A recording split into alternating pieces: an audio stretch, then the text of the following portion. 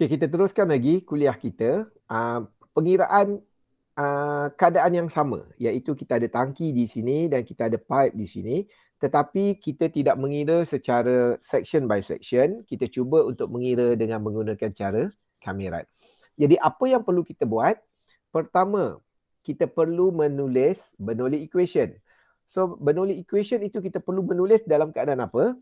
Kita menulis daripada keadaan satu, iaitu daripada permukaan air hinggalah kepada outlet di sini, iaitu pada kedudukan 2. Okey. Dan kita boleh menulis Bernoulli equation seperti ini. Kita ada pressure, kita ada velocity, kita ada Z dan kita ada losses. Okey, trik dia. Berbeza dengan pengiraan yang kita buat sebelum ini, sekiranya para pelajar ingin menyelesaikan masalah ini dengan menggunakan cara kameran, para pelajar perlu ingat bahawa nilai Z di sini jangan masukkan apa-apa nilai. Pelajar dikenaki memberi nilai unknown di sini, H. Okay, kerana apa? Kerana jika pelajar beri nilai Z itu dengan satu nilai, 5 meter atau sebagainya, para pelajar akan dapat nilai velocity tersebut dalam keadaan bernombor. Okey, itu satu. Satu lagi ialah tidak wajar untuk pelajar masukkan nilai untuk H ini, untuk Z ini, kita tidak boleh masukkan nilai kerana apa? Kerana nilai ketinggian ini akan sentiasa berubah. Dia tidak fix sebagai 5 meter. So dia akan berubah 5, 4.9, 4.8, 4.7. Jadi oleh kerana ia sentiasa berubah, kita kekalkan nilai Z ini sebagai H, iaitu pemboleh ubah untuk ketinggian air. Jadi apa yang boleh kita buat di sini? Kita kekalkan nilai Z ini sebagai H dan kita selesaikan, akhirnya kita boleh mendapat satu equation. Okay, maksudnya tujuannya ialah supaya had laju yang kita keluarkan mempunyai function of height. So jadi kita kata kalau kita selesaikan, kita boleh dapat V2 sama dengan 1.054 square root H. Okay, so maknanya rule of thumb di sini, pelajar kena buat equation had laju yang mempunyai function of H. Okay, sila ingat yang ini. Sekiranya pelajar ingin menggunakan kameran, tetapi di sini pelajar keluarkan V2 sama dengan 1.7 meter per second. Okey, so dalam keadaan ini kita kata salah. Kalau kita ingin menggunakan kameran, kita perlu mendapatkan equation. Sebab kalau pelajar ada nombor di sini, macam mana pelajar nak kamerkan nombor tersebut? Kerana nombor tu dah fix 1.7. So dia dah jadi satu nilai sahaja. So dia tidak boleh dikamerkan. Kamer ni selalunya dia melibatkan equation. Okay, jadi kat sini sila jot down syarat yang pertama, sila dapatkan equation untuk had laju. Selalunya equation tersebut adalah V2 sama dengan bla bla bla bla H. Okay, so dalam keadaan ini kita dapati bahawa ia boleh ditulis sebagai V2 sama dengan 1.054 square root H. Okey, kemudian apa yang kita perlu buat? Kita perlu, di sini saya rasa pelajar boleh nampak, kita ada function of velocity dan kita ada function of H. So kita ada dua unknown. Membawa maksud kita perlu ada dua equation untuk kita menyelesaikan masalah. So dari mana kita nak dapat lagi satu equation? Kita boleh menyelesaikan ataupun kita boleh dapatkan equation daripada continuity equation. So continuity equation ialah Q1 sama dengan Q2, A1V1 sama dengan A2V2. Okay, permasalahannya di sekarang, bagaimana untuk kita mengira A1V1? Kerana kalau kita ada tangki di sini, ini air, dan kita ada pipe di sini. Untuk V2, okay, ni point 1, ni point 2, ni point 1, ni point 2. Untuk point 2, kita kata agak jelas. kita tahu had laju V2 keluar dan kita boleh mengira cross sectional area pipe di sini. So clear. Q2 sama dengan A2V2. Okey, yang ni clear. Okey, A1V1 macam mana kita nak kira? Okey, yang ini trik dia adalah seperti ini. Kita dapati bahawa apabila air keluar, permukaan air di sini akan turun macam ini. Okey, sama juga ketika air di sini keluar, okey, kalau kita besarkan, ini adalah pipe yang keluar, kita dapati bahawa ini adalah cross sectional area dan ini adalah had laju V2. Jadi apa sifat di sini? Kita kata cross sectional area adalah perpendicular terhadap arah aliran air. Okey, dia perpendicular, maksudnya serenjang. Oleh itu, apa yang berlaku di sini, kita kata jika ini permukaan air dan secara realitinya permukaan air ini akan bergerak daripada atas ke bawah.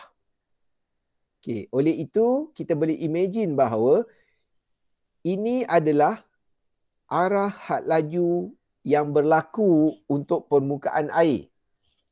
Okey, oleh itu A1 kita boleh ambil sebagai permukaan air di sini. Maknanya kalau tangki tu bulat, awak kira bulat lah. Kalau tangki tu 4 segi, 4 segi. Okey, boleh nampak maksudnya kalau tangki tu bentuk 4 segi macam ni.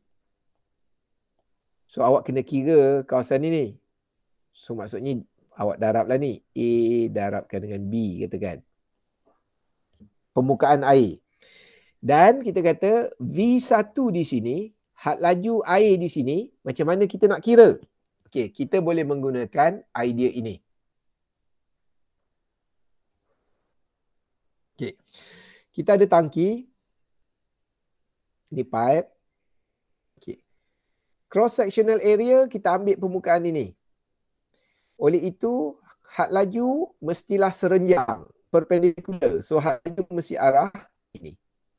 So jika ini takrifan yang kita gunakan membawa maksud had laju ataupun unit dia meter per second, okey, kita boleh ukur sebagai jarak yang dilalui oleh permukaan air yang bergerak daripada sini sampai sini dibahagikan dengan masa. Oleh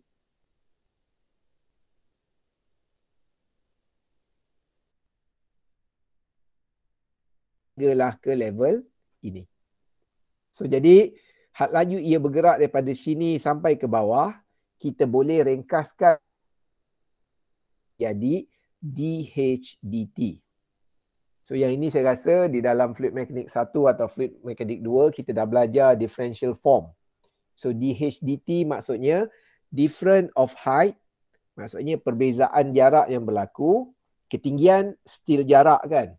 Okay, ketinggian meter. So kita kata perbezaan ketinggian over time DT. Okay, so jadi ini adalah rumus ataupun unit yang terhasil daripada DHDT adalah sama dengan had laju. Oleh itu memadai untuk kita menulis A1 di sini adalah cross sectional area permukaan tangki.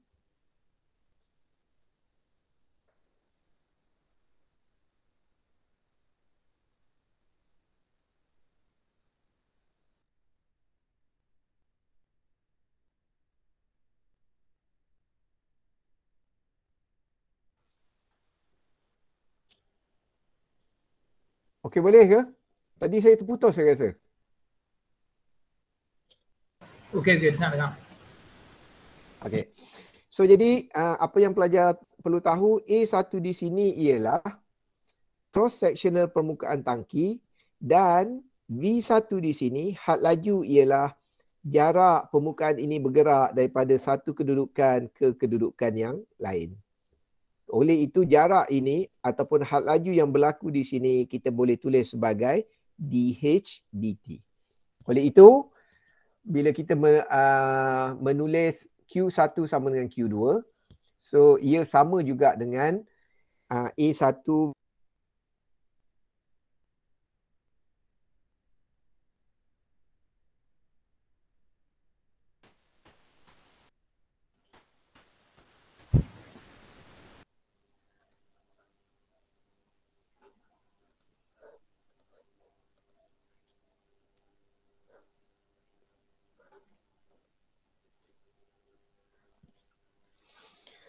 Okey.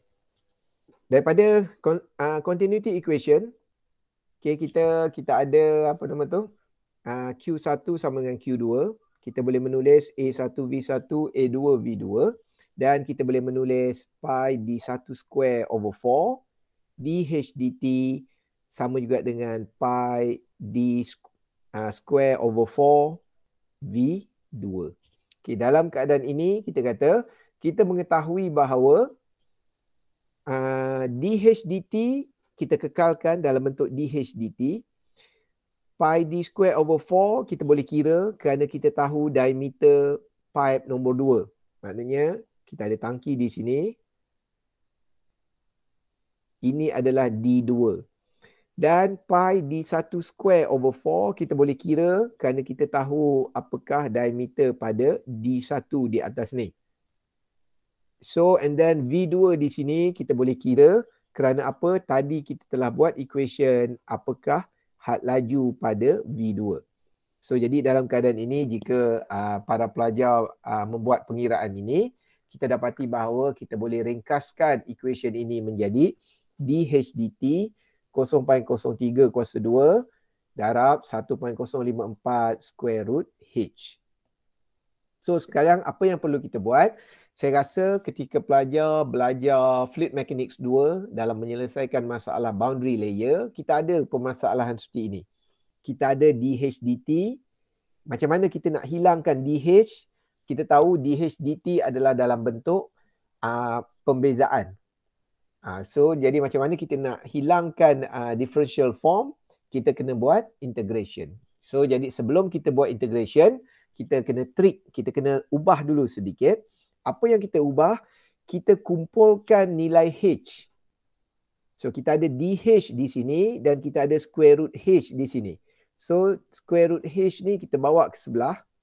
So kat sini dia jadi kuasa setengah. So bila dia pergi ke sebelah dia jadi kuasa negatif setengah.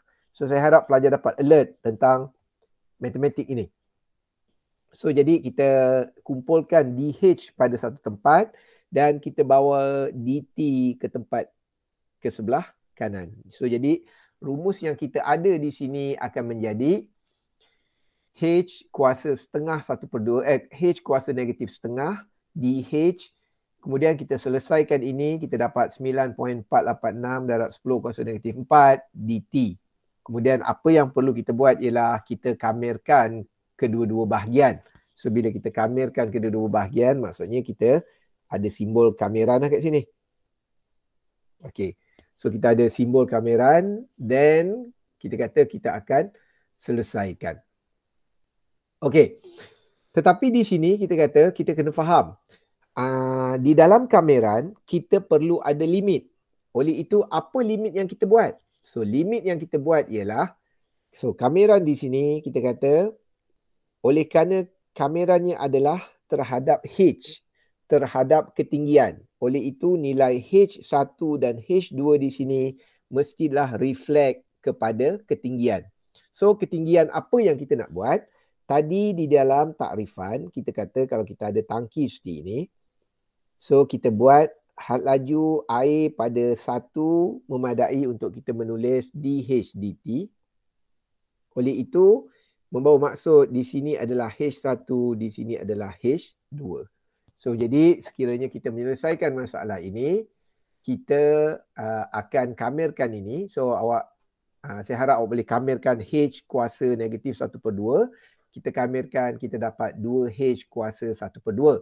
So limit dia adalah H1 dan H2. Kemudian untuk bahagian ini kita buat kameran terhadap dt. Dan kita lihat di sini tidak ada apa-apa sebutan huruf T. Oleh itu kita akan tambah satu lagi nilai T. So yang ni saya harap awak dapat faham lah. Kita kata kameran X dy. Okay. X ni tak ada sebutan Y. Dia akan keluarkan X, Y. Okay. So boleh dapat So yang ni saya harap pelajar dapat alert tentang cara membuat kameran. Okay. So di dalam masukkan limit H1 dan H2 ini, so kita masukkan H1 sebanyak 2, iaitu 2 meter dan H2 adalah 5 meter. So yang ini macam mana kita nak ambil? Okey. Saya harap pelajar boleh refer balik gambar rajah tersebut. Kita ada tangki seperti ini. Kita akan anggap di sini adalah datum kosong. Di sini ada 2 meter dan ketinggian air adalah 5 meter. Okay, walaupun perbezaan ini adalah 3 meter, pelajar tak boleh nak anggap sini kosong dan sini 3. Tak boleh. Kerana apa? Kerana air yang keluar di sini mempunyai kekuatan ataupun mempunyai potential energy setinggi 5 meter. Oleh itu kameran kita kena buat daripada 5 meter hingga 2 meter. Itu yang kita masukkan 2 hingga 5. Walaupun beza dia adalah 3, kita tak boleh masukkan kameran kosong hingga 3. Kerana apa? Kalau kita masukkan kosong hingga 3, seolah-olah air yang keluar daripada tangki mempunyai potential energy sebagai 3 meter. Dan apabila ketinggian dia kosong, had lajunya akan kosong. Tetapi dalam keadaan 5 hingga 2 meter, walaupun air itu telah kosong di dalam tangki, tetapi kita kata secara realitinya air tersebut akan keluar dengan had laju yang tertentu lagi. Kerana apa? Kerana ia kosong di dalam tangki, tetapi ia mempunyai potential energy yang tertentu, iaitu potential energy setinggi 2 meter. Jadi kita selesaikan masalah ini. Kita masukkan limit 2 dan 5. Then kita boleh dapat jawapan ini 1.64 sama dengan 9.4 T, dan kita boleh mengira nilai T iaitu 1732.7641 saat. Dan sekiranya pelajar melihat nombor ini 1732, kita dapati jawapannya adalah sama dengan apa yang kita kira di sini. 1732.68, bezanya perpuluhan je lah. Di sini adalah perpuluhan 76. So buat ada perpuluhan pun 68 dengan 76 adalah sangat rapat. Itu kita sebab kita guna 10 section. So kalau kita nak detail lagi, kita buatlah 20 section, 30 section. InsyaAllah kita kata akan dapat jawapan yang mendekati kepada nilai ini. Okay, di dalam kamera di sini pengiraannya kita kata lebih accurate berbanding dengan section yang kita buat tadi, kerana ia melibatkan jumlah section yang kita bahagi di dalam gambar rajah kita.